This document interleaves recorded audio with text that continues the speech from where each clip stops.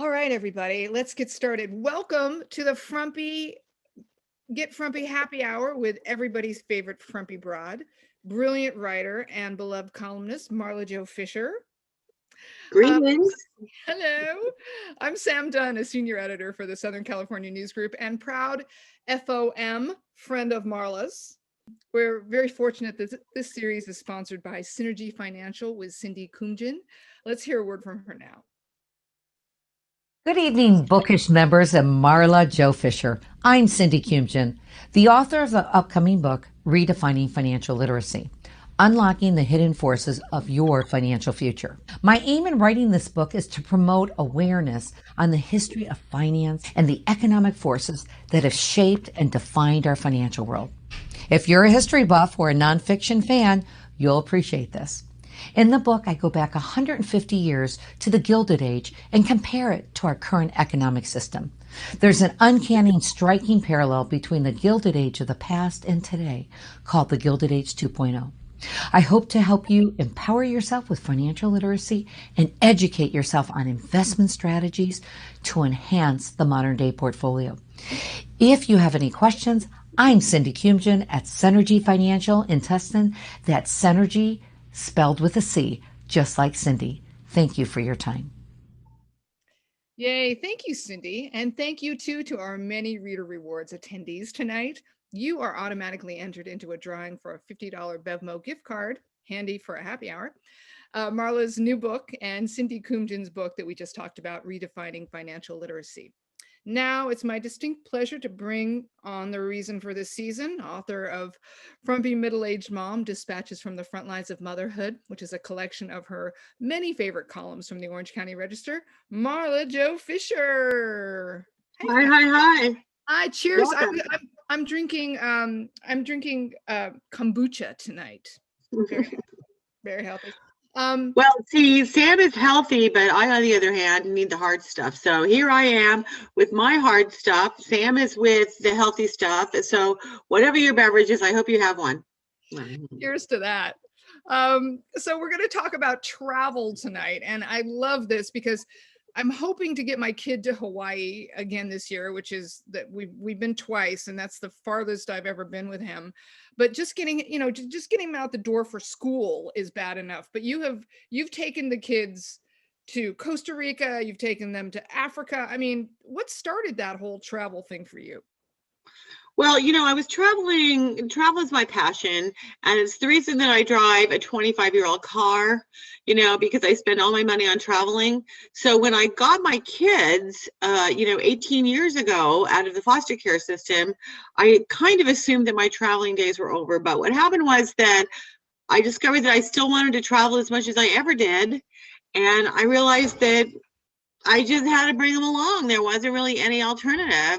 And I was inspired by that because I have some really good friends who live in Canada, and they're from Europe, and they had little kids, and they didn't have any choice but to take their little kids back and forth because, they couldn't leave them at home for the summer, right, when they went back to Europe. So they kind of made me see that, yeah, you can do it. The key is you have to do it differently. So whether it's your own kids or your grandkids or your neighbor's kids or whatever, you have to travel with them differently. When we went to Venice, you're not sitting on the Grand Canal and having a sip of, beautiful wine overlooking the Grand Canal, because the kids are going to be misbehaving if you do that, right? So you're doing things a lot differently. You're marching them around, getting them tired, or you're sitting in St. Mark's Square, resting your feet while they spend 3 hours feeding the pigeons. And that they're happy feeding the pigeons, and you're happy because they're occupied. You probably want to get some kind of apartment or something where they can contain their energy instead of jumping on the beds in the hotel for 3 hours, which does not endear you to the other guests, right? But yeah, I just realized, I've actually done a travel story. If anybody wants it, hit me up. I'll look for a copy of it, specifically about how to travel with kids. But we've been on safari in Africa, and we went to Italy. We did a home exchange in Italy, and that's something that people might be interested in, because basically you were just swapping houses with somebody, and they're staying in. Oh, well, Go ahead. No, just tell me how did you even find a swap like that? I mean, how did that work? Okay, there's a bunch of home exchange websites that you can find. Now, the biggest one is called homeexchange.com. You have to pay money to join the site, but once you join the site, you don't pay any money for the swap. And then what you do is you look at houses that maybe you want to stay in, and it might be some fabulous location, or it might just be near where your college reunion is going to be or your parents live. And then you hit the people up and you say, look, here's my house and here's what I have to offer. Are you interested in trading houses? And sometimes it's an even exchange, you know, they come at the same time you come. And there's a lot of people out there that have second homes or have vacation homes. And then you could theoretically go stay at their vacation home, and then they could come and stay in your house at a different time. So I've done it both ways. Now, the disadvantage of doing the home exchange is that you have to clean your house. You know, people are always like, you let strangers stay in your house. And honestly, it's never been a problem because I don't own anything valuable, right, that I would worry about anybody stealing. And it's just not a problem because they're letting you stay in their house too, right? So that's really not. Somebody once messaged me and said, do you have to let them sleep in your bed? And when they asked me that question, I said, you should never do a home exchange, because if that bothers you, then you're not the person to do this, you know? But if you say live in Garden Grove near Disneyland, right? I mean, you could possibly go to Australia or South Africa or any place like that and stay in someone's home for free. So what you want to do is you want to go in there and you want to make a nice picture essay of your house, and then write up the advantages of your house. Now, be extremely honest. Don't, lie about it, because guess what? They'll find out. And you're probably not going to get a 22-room mansion in, Mar-a-Lago, Florida, but unless you already have one yourself. But you could possibly, get a nice house someplace you want to stay. We had these Italians come and stay with us many moons ago, and I ended up swapping with them and staying on the Italian Riviera in their vacation apartment on the freaking Italian Riviera in this fabulous little beachfront town in their apartment. And they traded you for Long Beach? I know, it's pretty hard to imagine, right? It's hard to realize, but these people did actually do that. And not only that, but here's the other thing. You make friends around the world doing this, believe it or not. And you're staying in a real neighborhood with real people, and you often get to know them. And it's a totally different kind of experience. And, we had a blast staying in their apartment in Italy. We could, it was the only way we could have done it, because first of all, I never could have afforded to stay in a place like that. And second of all, we could never afforded to eat anything, because everything in Italy costs a freaking fortune. But we were able to walk down to the market and buy pasta and come home and cook it every day, right? And we, and it was just a fantastic experience that I will certainly never forget. So that's the kind of thing that you can do when you have kids. And the other tip I have and first of all, remember, a lot of places, kids under 12 go for half price. So when I had two kids under 12, they went for one price, right? And Delta, now I don't know how things are now, but Delta Airlines used to fly kids for half price to certain destinations. I took the kids half price to Africa, and I took them half price to Egypt, right? Wow. So keep that in mind too. But the way my two biggest tips for traveling with kids are this, okay? Get them really tired before you get on the plane. I used to have them run races in the airport. We'd try to find like a quiet corner in the airport, right? And I would have them run races against each other to try to get them as tired as possible, use up as much energy as possible before we got on the plane. And okay, don't tell anybody, but sometimes I would use those moving walkways if nobody was on it, right? And we would race on the moving walkways. And sometimes other parents would see me and they would be like, can my kids race too? So we'd have like multiple families racing. And the advantage of that is the kids would just be pooped by the time they got on the plane, right? And I would also try to fly red eyes, because then it would be dark and the kids would go to sleep. right? You want sleep, right? And then the other thing was that my rule was mornings are for mommy, afternoons are for kids. So in the morning, we went to museums or we went to the pyramid. We did something that I wanted to do. Right. And then the afternoons, we went swimming or we rode camels or we did something that the kids wanted to do, right? And then that made everybody happy. So it was a very happy medium. Yeah. Love it. And, you know, it's not everything has always worked out when you have. I love the confidence you have as you're telling us all this information. But one of my favorites of your stories is your trip to India where you ended up in Kathmandu. Can you? Oh my gosh. Can you take us? Okay.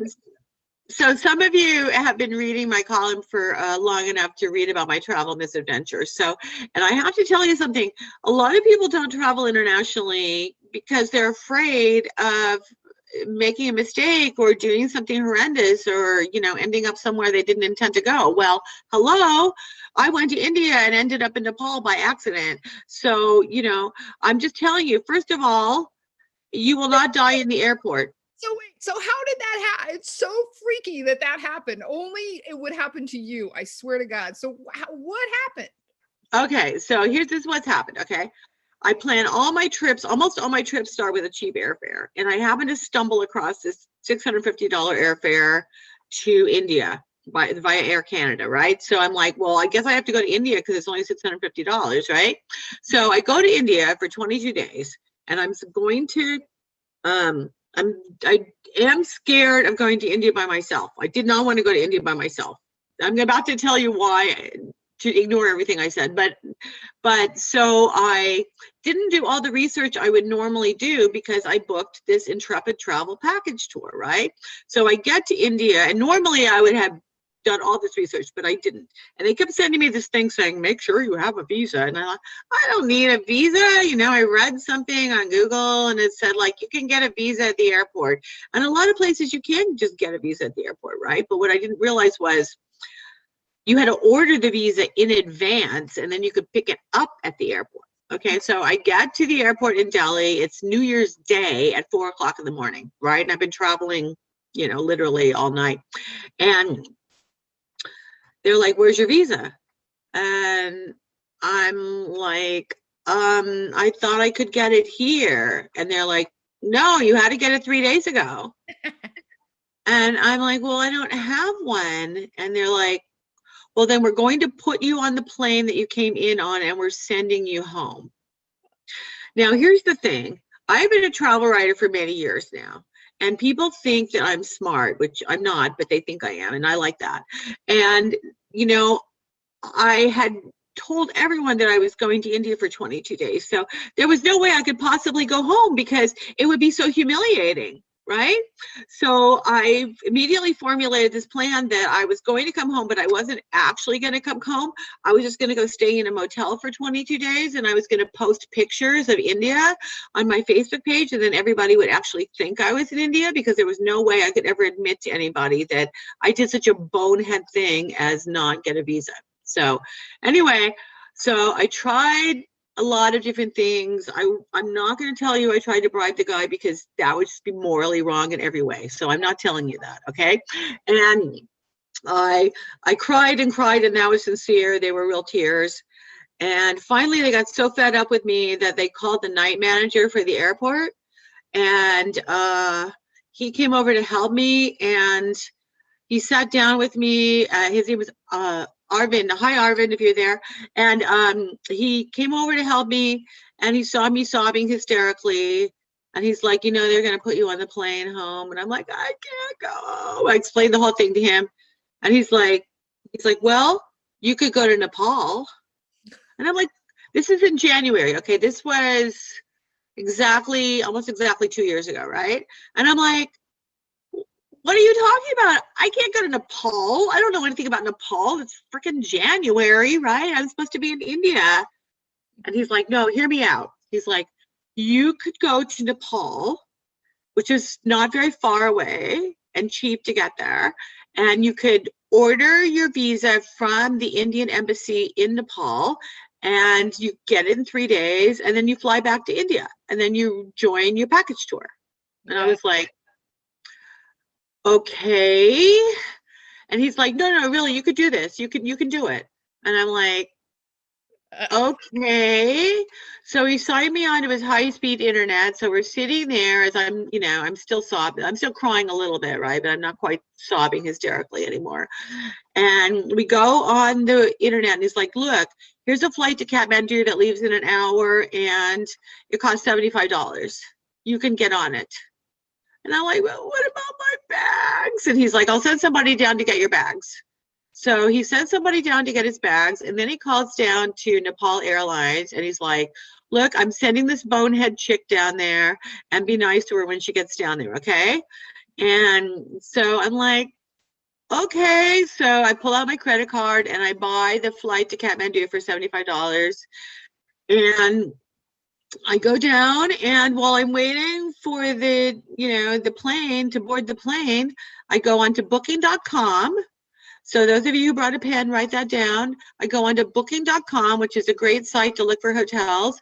And I found a hotel in Kathmandu, and I immediately booked a room, and I then immediately emailed the hotel, and I said, can you send a taxi to the airport to pick me up? I'm arriving at 10:30 or whatever it was. And then I got an email right back from them immediately saying, yes, we'll send a taxi to pick you up.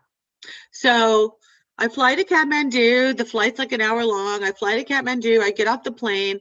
Kathmandu was actually in a valley, so even though it was January and it's Nepal, it wasn't that cold, right? And luckily I had a coat. So Kathmandu was one of those places where you can just buy the visa at the airport. So I paid $32, and I get my tourist visa, and I walk out of the airport, which, by the way, is the size of the Long Beach airport. And I walk out of the airport, and there's my taxi, the taxi driver with a nice little sign that says Marla Fisher. And I get in his taxi, and he takes me to the hotel. And I get to the hotel, and I go up, I check in, and I say, can you get me a private guide? And they're like, yeah, when do you want it? And I'm like, can I have a guide for tomorrow? And they're like, yeah. I'm like, I need somebody to take me to the Indian embassy so I can get a visa for India. And they're like, okay, what time do you want to go? And I'm like, how about 8 a.m.? And I'm like, how much is it going to cost? And they said $75 for the day. And I'm like, okay. So the hotel was about, I don't know, it was a bougie hotel, like a fancy new hotel, because they had a big earthquake in Nepal in 2014, I think, and everything fell down. So this was a new hotel, and it cost about $50, and it was pretty fancy. It was a nice hotel, but it was right in the middle of the cool tourist district where you want to be. So I walked around, the tourist district, and had a fabulous Nepalese style dinner, which is a lot of curries and delicious, and everything's cheap, pretty cheap in Nepal.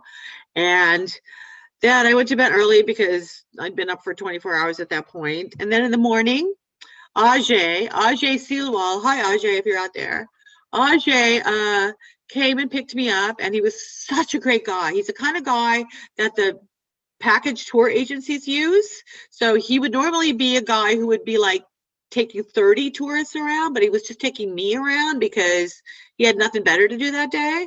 So I had such a great time with Ajay. He took me over to the embassy, and he showed me how to apply for the visa. And then we just had a blast going all over Kathmandu and going to monkey temples and fabulous historic districts. And I had such a great time with Ajay. It was just a blast. And then he wasn't available the next day. So it was going to take about 3 days to get the visa. So he wasn't available the next day. So I told the hotel, okay, I needed another guide. So they got me a young woman this time, and she was fascinating. She wasn't as knowledgeable as Ajay because she was younger, but she had such a fascinating story about her brother trying to get her married off because, they have arranged marriages there. And she's telling me this whole saga about how they were trying to marry her off, and she was fighting getting married off and all this stuff. And she, so that was a great day because I hung out with this fabulous woman, and I think I only paid her about $50. And then the next day, Ajay came and picked me up again, and we went and got my visa. And then I got on a plane back to India and Hooked up with found my tour, right? Like I had called Intrepid Travel and I told them what was going on. And so when I got there, they bought me a train ticket, which I paid for. And then they put me on the train and showed me how to hook up with my tour. So then I got back on my tour. But the ultimate joke was that I really loved Nepal more. And if I hadn't already paid in advance for my tour, I might have stayed in Nepal. So the moral of that story is, okay, you think things are going to be like a huge disaster and you stop hysterically. And then they end up being amazing. And not only amazing, but you'll dine out on those stories forever. So, you know, cheers. Cheers. We have a note from Maggie Schrank who says she totally agrees with hiring a private tour guide. We did that in Cairo for 3 days and he took us places we would never have seen without him. Cheap too, which, you know, seems to be the moral of the story for you. You're always able to do things cheap. It's like a God-given talent of yours. I swear to God. Well, I am a cheapskate. You know, I used to run a deals column, which I'm not currently running, but it could happen again. But the thing is, the thing with cheapness is research. Okay, so this is the part where I'm gonna like hit you with some stuff. All right. Yep. So cheap airfares, because people are always asking me about cheap air. How do you find cheap airfares? I'll give you an example. We're going to Guatemala. I'm going to Guatemala on March 26th for a week. And we're paying $93 round trip. Non-stop from LAX. I can't go to Sacramento for that. Exactly, right? And this is how you do that. We went to Peru a few years ago. We went to Peru round trip for $241 round trip. And this is how you find those, okay? There's a website called Kayak. You can find it at kayak.com, okay? There's another website called Google Flights, and you can literally just go into Google and type in flights and you'll get it. And you can go in there, and if you fool around a little bit because they're in different places, you can set yourself up for price alerts to places you want to go, okay? And then they will shoot you an email if a freakishly low airfare comes out. They'll shoot you an email, right? So I had already gone on there and I had put in like, okay, I want to go here and here and here and here and here. And then, you know, I want to go to Guatemala from LAX, right? So they shoot me emails. Now, here's the thing. If you get one of those emails, you got to jump on it right away. Okay.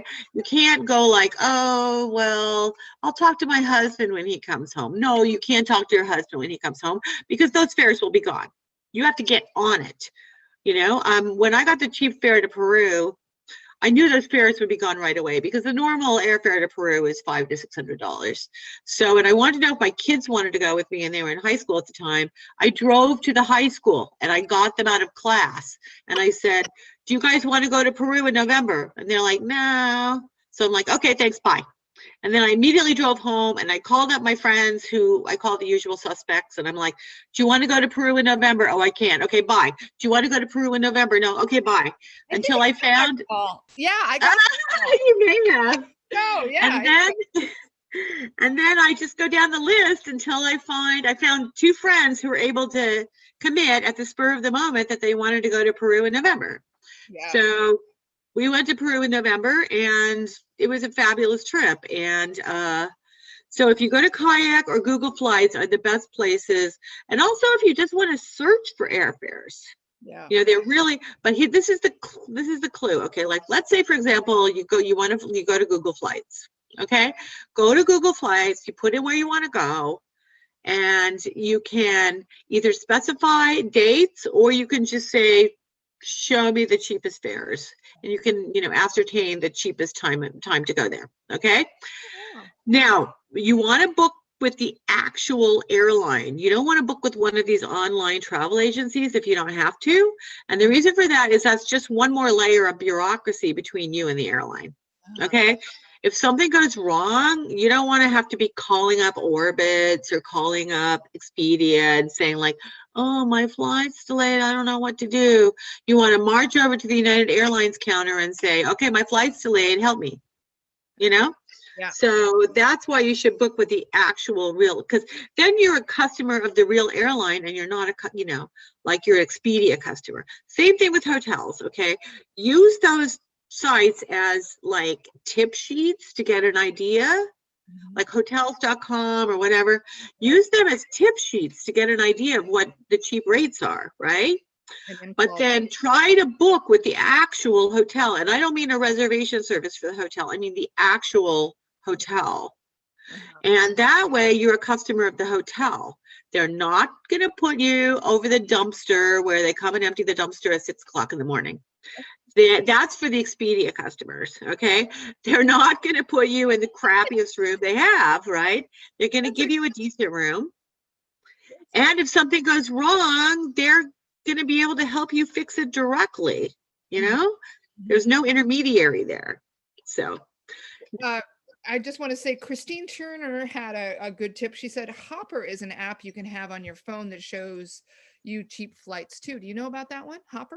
Hopper is an excellent app. Hopper and Skyscanner are also two really good apps that you can use.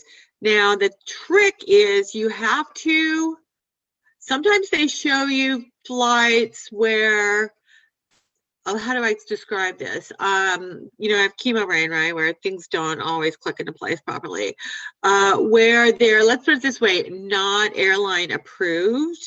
So for example, maybe you get off a stop before you're supposed to get off because of the freakish airline situation, you know, or maybe you have to take two different airlines that are not necessarily connected to get to your destination. So you have to keep that in mind. I'll give you an example. My friend booked from Atlanta to New York, believe it or not, through some like island country. I forget what it was, right? And it was actually cheaper than just flying directly from Atlanta to New York due to some freakish thing. And she got there and realized, oh crap, she didn't have her passport. So she hadn't brought her passport because she wasn't even thinking about that. So this is something you got to think about, right? So you had just, it could be a good deal. This can be a good deal and a good way to travel. You just have to, you know, keep things like that in mind. And also some of these cheap airlines, I'm not saying don't fly cheap airlines because cheap airlines can be a good deal, but just keep in mind that baggage fees and assigned seat fees can eat up the cost and rise the cost. So you need to compare apples to apples. We have a question on airlines. Sally Munson says, do you fly a specific airlines to get points for being a frequent flyer? Is that another strategy you use? I do not fly specific airlines to get frequent flyer points. However, I've actually gotten airline credit cards because they come with these very generous bonuses. Okay, I got a Southwest Airlines credit card, which was $95 to get the card, and out of that, so far, I've gotten three flights of two people each. Right, so it's well paid for itself. However, you know, and I did that with Alaska Airlines, you know, to fly to Alaska, and then I still have tons of points. I have enough points left over to go to Hawaii. Now here's like as soon as COVID's over, man, just you and me, Maui, baby. That's let's go. I want to go. Yes. Okay, but here's the catch. Okay, with these airline bonus deals, you know they're only doing it because they think they're going to make money off you. So yes, they're going to give you a big point bonus that you can use a bunch of mileage to go places. But the interest rates are really high on those credit cards. So if you're not 100% sure that you have self-control and that you will pay those off every month, don't do it, right? Don't do it. Yeah. So, you know. You'll end up suffering. Hey, so we have a lot of questions. One is from Suzanne Martin. She says, I know you have traveled a lot, but what is one place you would like to go? And what is one thing you would like to do but have not? Okay. Well, I'm actually going to one of the places that I'd like to go. I'm going to Greece in September, and I mean in August, and I'm going because I got a $500 airfare. Woo-hoo! Usually Greece in August is like $1,500. But thank you, COVID. I know you've caused a lot of death and destruction around the world, but for airfares, you're awesome. So again, you know, it was one of those things where you get the email like, do you want to go to Greece for $500? And the answer is like, hell yes, I want to go to Greece for $500. So I'm going to Greece for the first time. I sent my son to Europe, including Greece, for his high school graduation. And I've been bitter ever since because my son has gone to Greece before I did, and I paid for it. And what's wrong with that picture? You know, so, right? And so right now, you know, I'm just like hurriedly as fast as I can checking things off my bucket list. So this year I got Guatemala and Greece. Oh, and I'm going to Cambodia in November. Wait, so going to Cambodia? Yeah. I didn't even know about that one. But don't let's forget our Cuba trip next year. Oh, and we're going to Cuba. Thank you, thank you, thank you. Yes. Okay, and I want to show you something. Okay, listen. Yes. I know you people, you always ask me, how do you travel without going on a package tour? Because yes, we've all been on package tours. Okay. I haven't. Get up at 6 o'clock in the morning, put your bag outside the hotel door. You go down, they give you a hard roll with jam and crappy coffee. And then you have to get on the freaking bus. And there's always a herald on the bus next to you, right? Like some guy who's so annoying, who's always yelling at everybody because they don't speak English, you know, even though you point out, well, you are in France, you know? And you're like, well, it says a sign on the window right there that says they're supposed to speak English, you know? And it's just like, you know, that was my last package tour, really, because not only did I have to sit across from Harold the whole time, but then I kind of made fun of Harold behind his back, and he overheard me accidentally. So not only did I have to sit next to Harold, but I had to sit next to an insulted, pissed off Harold for the whole rest of the trip. So anyway, so that was pretty much my last package tour except for India. And I want to show you this. See this? Some of you know what this is. This, this is a Lonely Planet. Okay, this is a Lonely Planet guidebook. This is my one for Guatemala, where I've already gone through and, like, you know, made all the little stickies, right? You got like color pictures of all the places you should go. And the first thing I do whenever I plan a trip after I bought my airfare, which is the first thing I do, is I go and I have like the ceremonial purchasing of the Lonely Planet, right? It's a very important thing. I have Lonely Planets for so many different places. You can't believe it. I have stacks and stacks of them. And I first heard about Lonely Planets, my friend Terry Sforza, who is an amazing reporter at the Register. And when I took my kids to Kenya, I said to her, Terry, how do you go on safari to Kenya? Because I know she'd done it, right? And she just looked at me and rolled her eyes and said, get a Lonely Planet. And I didn't even know what that was. I'm like, I don't know, what's a Lonely Planet, right? And she just looked at me and like, look it up. Right?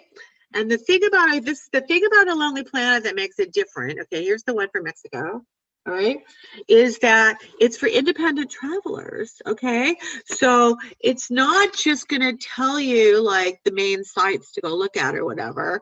It's going to have like, okay, if you want to take the bus to this place, here's where the bus station is, and you go down there and you stand there and you buy your ticket for 15 cents at the ticket office, and then they're going to show you where to go. Okay, so it has really, they drill down to very, very in-depth information like that, right? And they're going to have like maps like this one. You probably can't see it, right? Anyway, you're going to have very in-depth maps, and they're going to tell you how to get from point to point. Oh, you know, well, you could take the train, you could take the bus, you could drive, and they're just invaluable for a person who's an independent traveler. Okay, if you don't want to get, go ahead. Oh, but I was just going to say, speaking of which, we have a question from Sally Munson. She wants to know, have you ever encountered any problems with a local guide or being a female traveling alone? You know, I actually never have, ever. So your research, like maybe, well, you know, the only thing, in fact, the only guides I've ever had problems with were like on group package tours. I remember back when I was in my 20s and I went on by myself on a package tour of Europe, right? And they paired me up with another young girl who ended up becoming my friend for many years, by the way. And we went to Italy, and we were not only harassed by every guy in Italy and pinched, but we were also, she because she was prettier than me. She was harassed by the tour guide. Like the guy who was like the whole trip leader, like harassed her mercilessly during the entire trip, you know? Yeah. And so I've had a few things like that happen, right? But actually, I've never had a problem with a tour guide specifically that I had hired, right? Hired. We have another few questions. Robert Parton wants to know, do you take extra measures right now for COVID safety? Apparently you've been fine with the travel. Has there been anything that you've done particularly lately? Well, you know, like everybody, I haven't really traveled. I mean, we went to Baja in November because I'd already bought the tickets a long time before, and you know, $43 round trip, you know, to Loreto. So I had to go, right? But then I was taking 8 people, so I wasn't just going to cancel it. We were looking forward to it. Anyway, but we get down there. So we went down there. We flew out of Tijuana, which remind me, you people, if you ever want to fly out of Tijuana, it's super cheap and easy. And stop shuddering. They have a Starbucks, you know, and it's cleaner than LAX. And I forgot the question. What was the question? Have another drink, Marla. I don't think Welcome to my world. I think I need another sip here. It was about COVID safety, and I think you're. Yeah, you know, we went down there. Everybody was wearing masks, and it felt very, very safe. I mean, I haven't personally felt unsafe traveling, but then, you know, I wear a mask and I just go where I need to go. So, you know. Other questions. What is the typical cost for your trips, not including souvenirs? And do you ever get souvenirs? I never get souvenirs from you, by the way. So anyhow. Okay, I'm so sorry. I don't buy stuff for people anymore because, you know, when I was first traveling, I would always make sure and bring stuff back. And by the way, if you're one of those people who likes to bring stuff back because you're actually a nice person, unlike me, what you want to do is bring back pens, you know, bring back like little things that are pens, keychains, that kind of stuff that's super easy to travel in your suitcase. Believe me, you're going to thank me. And also, nobody really needs a vase with the face of King Tut on it, you know? Everyone can use a pen. Nobody needs a vase with the face of King Tut on it, you know? So that's my advice in that regard. You know, I just buy fabrics. I buy textiles now. That's my thing, you know? It's like I don't have any room or any desire to own a lot of tchotchkes. Nor should you bring a lot of tchotchkes back for other people because they don't want them. It's not a souvenir of their trip, right? But you can always use fabrics. I have tablecloths. I mean, I turn around and look right now, and there's a you know, a hand woven cloth from southern Mexico that I bought. You know, everybody can always use textiles. They're easy to pack in your suitcase. They're not going to break. So that's what I buy now is textiles. Very good. So the other question was, what's an average cost for a trip? Oh, I mean, okay. Well, I don't know, you know, I mean, I don't really know if there's an average cost, but I'll tell you. So when we went to the Galapagos with the 2 kids, and some of you may know that it can be outrageously expensive to go to the Galapagos. And when I look back and added everything up, I think we spent about $6,000. Yeah. You know, to fly to Ecuador, and then from Ecuador, you have to fly to the Galapagos, and both of those flights are not cheap. And then the Galapagos itself is not cheap. I think we were paying about $100 a night for hotels. Right. You know, you can, but here's the thing. If you go onto booking.com or you go to a place like hostels.com or hostel bookers, and no, you don't have to stay in a dorm. I'm not staying in a dorm, honey. I'm 64 years old. But they have private rooms. They have, you know, you can stay in a hostel and they have private rooms. And here's the thing about staying in a hostel, okay? They're geared toward people who don't have much money or we're not traveling on a big budget. So they have tours and food and all kinds of stuff like that at a significant discount over what you would pay anywhere else. So if you book a private room there, you can save a ton of money, you know? So this is something for you to think about. When we went to Alaska the first time, I was horror stricken when I found out how expensive it was. But we stayed in hostels, in private rooms in hostels. And we saved a lot of money. Yeah. Also about money, Bryce Barden wants to know, how do you deal with money changing, have you ever used street exchangers to avoid the official rates? I have never used street exchangers. That whole idea makes me nervous.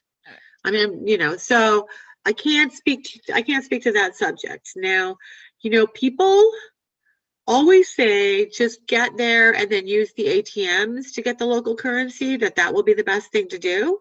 Yeah. And I believe them when they say that. So you may wish to believe them also. Mm-hmm. However, I've also had experiences where I went to use my ATMs and they didn't work. I've had that experience as well. We have another question related to that. P. Quintana wants to know, is there a particular credit card you use while traveling? Well, you want to use a credit card that doesn't have a foreign exchange fee. Mm-hmm. Okay, because a lot of credit cards will impose like a 3% fee just for, changing your money, right? Yeah. So you want to make sure your credit card doesn't have that fee. Other than that, it doesn't really matter what credit card it is. Visa and MasterCard are the two most widely accepted credit cards. Mm-hmm. Personally, I use my credit card that gives me the most points, mm-hmm. right? Which is a Chase Sapphire card. But other than that, it doesn't really matter. We have a lot of questions about logistics here. Renee Sigornorelli, I hope I'm saying your name right, Renee. She says, you mentioned flying out of Tijuana. Did you park on the US side and use the CBX? If so, was the parking at the CBX, and how early did you arrive before your flight? Okay, from here, from where I live, yes, I've done both. Okay, I've walked over the border. I've parked in the little Otay Mesa town there, or whatever it is, and walked across the border, and then grabbed a taxi and taken it to the airport. The thing is, the reason you can do this is the Tijuana airport is literally right on the border, okay? So that makes it very practical to fly out of the Tijuana airport. So what we used to do in the olden days is we would park our car in a designated lot for about $10 a day, something like that. And then you take your bags and you walk across the border. Okay. Once you've walked across the border, then there'd be a fleet of taxis there, and you hop in one of the taxis and it takes you to the airport for about $10. Okay. And by doing that, you've saved usually about $100 a person. So obviously for a cheapskate like me, that's well worth it. Right. However, now they have a thing called CBX, which is the Cross-Border Express, and that is very worth doing. It's a toll bridge that literally goes from inland San Diego County. It goes over the international border, and you end up inside the Tijuana airport, and with no effort on your part whatsoever except paying the toll. And it's really like the easiest thing ever. And right now, we just did that when we went to Laredo. Right now, it's $17 a day to park at the CBX lot, which is, kind of expensive, but it is what it is, right? There's other places around there you can park, and they will shuttle you over that are slightly less. And I never had a problem parking there. There's always been parking, and it feels very safe. It feels like parking in an airport parking lot. And then you go inside, and then you have to show your boarding pass, and you have to fill out your little tourist visa thing for Mexico. And then you have to pay, it's like a $14 per person toll, to cross over, to use the bridge, to use a toll bridge. And it's well worth it because you have concierge customs, and it's the easiest thing ever. Seriously, do this, people. And you save a ton of money. Now I leave 6 hours early, and you don't need to leave that early, but here's the thing. What if you had a flat tire, or you got a ticket or something? You don't want to miss your flight, right? It is a long way to drive down there. So you could probably leave 4 hours early and cut it closer, but I leave 6 hours early just to leave plenty of time. And then we usually stop, on the way and have a nice, comfortable breakfast. But you don't even have to do that, because when you get to the Tijuana airport, there's a gourmet wine shop, and there's Panda Express, and there's Carl's Jr., and, plenty of places to eat. So I recommend it. I'm going to combine questions. There was a question about what's a good girls getaway, and then Jill Patterson and Sandy Zamora want to know more about the Cuba trip. So you're taking a bunch of us girlfriends to Cuba. Some of us haven't been before. Me, I've never been. How are we going? What's the girlfriend thing? Tell them everything about that. Okay, let me tell you about Cuba. I've been to Cuba 3 times now. Some of you have read about this in the paper.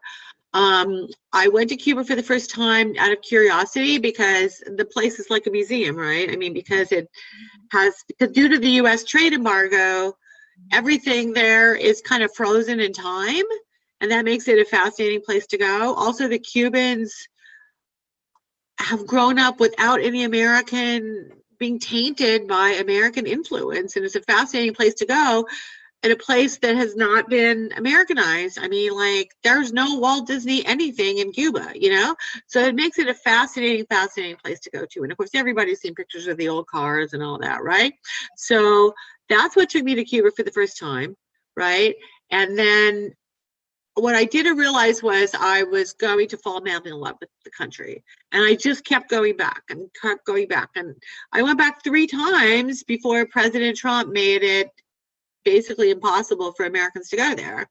So now I'm eagerly waiting for that to be reversed so that we can go next year when COVID's all under control, and hopefully the new administration will have loosened, you know, ties with Cuba, and I can't wait. And here's the thing, you can fly to Cuba, well, before COVID. Okay, so, you know, you're going to take, I mean, the Havana airport just opened not that long ago. You could fly JetBlue, you could fly Southwest. I mean, there's a lot of airlines you could fly to Cuba. You could fly American to Cuba. There's no direct flights from here. You have to change planes in Fort Lauderdale. And then you have to pay a $75 fee, like a tourist visa kind of thing. You have to pay before you get on the plane to Cuba, which goes to Cuba.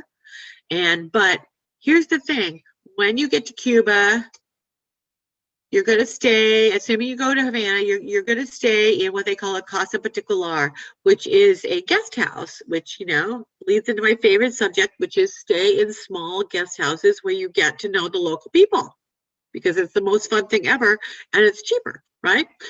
But you basically have to do that in Cuba because it's illegal for Americans to stay in hotels in Cuba because they're run by the military. And let me just tell you, the words hotels run by the military, if that sounds scary, yes, it is, because from what I've been told, the hotels are not run very well because they're run by the frickin' Cuban military. So you're better off staying in the little guest houses.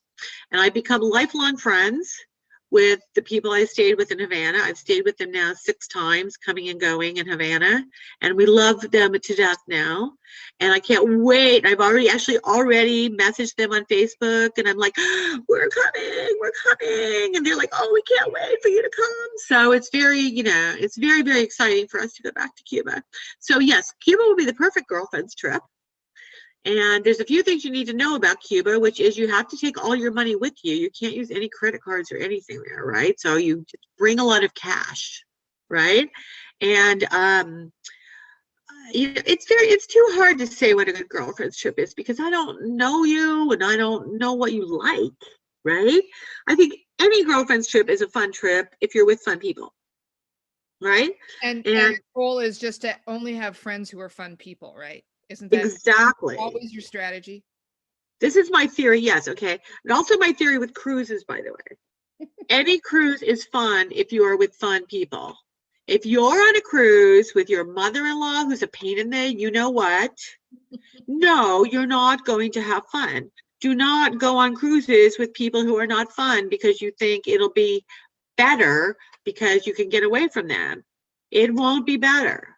So do not, you know, when you go on that cruise, go with people who are fun. And that's what I will say that, you know, like a Carnival cruise or something out of, you know, LA or San Pedro or San Diego to Baja, you know, if you're with your fun girlfriends, that's a super fun trip because it's like sleepaway camp. You do nothing. You have no responsibilities. People wait on you hand and foot, you know? what we can do as a warm up to the Havana trip. We can do one of those salsa dancing cruises to Baja for a weekend. Woo-hoo! Let's And go.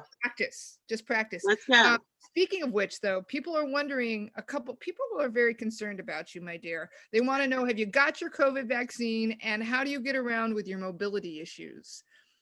Okay, I do. I have had my first vaccination, and I'll have my second one before I go to Guatemala. Yay. But I also have to say that even though I've been careful, I just have never been worried about getting COVID because, as you know, a lot of you know, I have cancer. And, you know, when you're worried about one fatal disease, there's just no room in your brain to penetrate worrying about another fatal disease, right? I could only worry about one fatal disease at a time.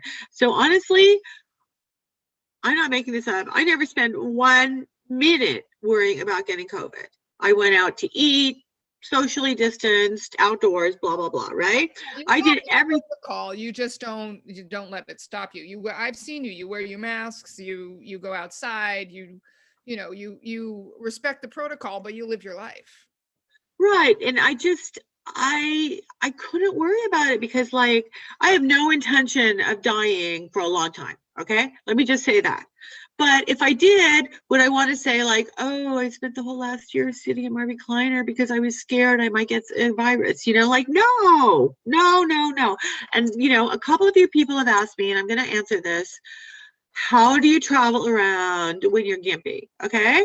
And I'm extremely gimpy right now. And let me tell you this, and stop looking sad, Sam, because I don't feel sad at all. She's looking sad. You look sad. You look sad. Stop looking sad. Look down for a minute. That's all. I don't feel even slightly sad about this. Okay. Here's the thing. People are like, well, okay, but you can't do everything that we do. My son actually brought this up to me when we went to Loreto to Baja, and they went hiking all day, and they went horseback riding. And here's a clue.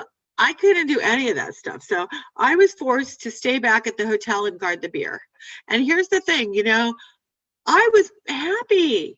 I was a happy person because you know why? Because I wasn't sitting in my frickin' recliner watching Netflix. I was in Mexico guarding the beer and having, you know, tortilla chips. And that was so infinitely better than sitting and watching Netflix all day, right? So here's the thing. When I went to Alaska, it was the same thing. That was when I was getting like the most toxic chemo. I was sick as bleep, okay? I was so sick that pretty much all I could do was sit in the hotel room and look at the beautiful panoramic window at the glacier. And then, like, you know, go down in the elevator and get in the car and go get on the glacier cruise, right? And sit inside, you know, in a special seat for me, you know, that they give you, because when you're gimpy, they make allowances for you, you know, they help you out, right? So you milk this for getting in first for lines. I've seen you. Oh, totally. Well, here's the deal. Okay. Get a wheelchair. Okay. First of all, you can fly. I know people are like, oh my God, it's going to be too hard to fly. Screw that. You can fly. Okay. When you buy your ticket, you put on there special circumstances or special options or whatever. You say, I need a wheelchair, okay? They will come and get you at the gate, and they will take you, you know, through the airport to wherever you need to go, and they will wheel you onto the plane if they have to. They will, if it's stairs, they will put you on a stretcher and carry you onto the plane. I am not kidding. This could happen, right? I fortunately was able to climb stairs very slowly. And then they would put me in the very front row where like the rich people sit, right? Just because I was a pathetic wheelchair person, okay? So, you can do this. You can go. Just go. Now, here's the thing, okay? You got to get a hotel that has an elevator, right? You don't want to show up at the hotel and discover you have to climb stairs, okay? But if you go onto booking.com and you're looking for hotels, you can filter for disabled guest facilities, and you can look for hotels with elevators, right? Or wheelchair-friendly rooms, okay? And you find a hotel that has an elevator, and you message them before you go, and you say, look, I can't frickin' walk. So what, you know, give me a room that's by the front, or what are you going to do for me? And then they'll do it. They'll help you. I've done that with every single place I've gone, and they're like, oh yeah, we'll give you a room right by the front. You know, they're Yeah. nice. They help you, right? Well, So do it. do it. Okay, so Just we're go. getting, I just want you to know, people want to knock me off at this point. Gina Foss says she's fun. She wants to go to Cuba. I mean, you're getting a lot of offers. Gina, I want you to know I'm perfectly fine. I'm gonna go. I'm not gonna relinquish my friendship with Marla. So you can go. But hey, people want to know more practically, turning away from travel to your book. Where can they get your book? And where can they get it signed? And where can they keep up with you if they're not on Facebook and they have no intention of being on Facebook? Okay, well, here's the deal. You can buy my book on the main sites that people buy books, right? On Amazon and Barnes and Noble. There's a site called bookshop.org. That is a more desirable site. And the reason I say that is you can buy it online there, and the profits go to support independent bookstores, because let's face it, if we don't support them, they're going to be gone. Okay. Also, you can, if you have a local bookstore that you like, you can call them up, or you can go on their website and you can order my book. Just search for my name, Marla Jo Fisher. If they have, it'll pop up. Okay. You can order it online, and then it will either be shipped to you, or they will call you when it comes in and you can go pick it up. Okay. Or now here's the deal. You know, I was going to have book signings. I had one book signing. It was super fun. I was going to have more book signings, and everything got locked down because of that stupid virus. So, but now everything's loosening back up. So I think right now I'm trying to figure out when and where I'm going to have book signings. I'm thinking I had one once at this little place in Old Town San Juan Capistrano. I think it's called the Hummingbird Cafe, and that was fun. That was a fun place. And so I might have one there. And then I want to have one in Riverside County. So why don't you guys suggest places to me? And, you know, email me. It's mfisher@ocregister.com. Email me if you know, and tell me where you want me to have one, and I'll see if I can do it. Also, so I'm thinking, you know. Also, sorry, I just have to interject here. You also follow your column in the newspaper, because you talk about where you are and what you're doing a lot in the column, right? At the end of the column. I'm going to put in my column. Yes, I'm going to put in my column where I'm going to be. And although it's deeply, deeply crushing to me that you won't go on my Facebook page, because there's so much information on there, and we have a lot of fun on there. And, you know, I take parenting advice from total strangers. But if you refuse, absolutely flat out refuse to go on Facebook, you can email me and I might even answer you, or you can just watch the bottom of my column, and I'm going to try to put some information on there. All right. Sounds good. Listen, we are sadly almost out of booze and almost out of time. Oh no. Oh no. I know. Oh, I know. Look at this. It's empty. Oh my God. I mean, even my kombucha. Okay. Anyway, listen, I have to do the business of wrapping up, sadly. But let me just mention, wait. Yeah. Let me mention at the end of this, some of the websites that I talked about, Julie, our producer, is going to put up a page with the websites on, and I believe it's also on chat already, and also some pictures of some of my trips. So you can look at those if you want to get the websites. Oh my gosh, there's a picture of Curly Girl with the Roomba dancer that she went on a illicit date with in Cuba. What girl doesn't go on illicit dates with dancers in Cuba? I mean, that's just par for the course. She had a boyfriend, but we were watching a Roomba show, and the Roomba dancer actually came down out of the audience, you know, off the stage afterward the show to ask her to go on a date to a cave, in a disco, in a cave in the middle of nowhere. And I, being the worst mother ever, said, "Sure, midnight, sure, go ahead," right? More shall be revealed next time. Listen, there will be a next time. But first I need to tell you where to get Marla's book. Again, as she said, just Google Marla Jo Fisher Frumpy middle-aged mom, and you'll have some options. But Amazon, if you go there, you can get it immediately on Kindle. Next month, if you had fun this time, join us again next month on March 19th. We'll be doing it all over again.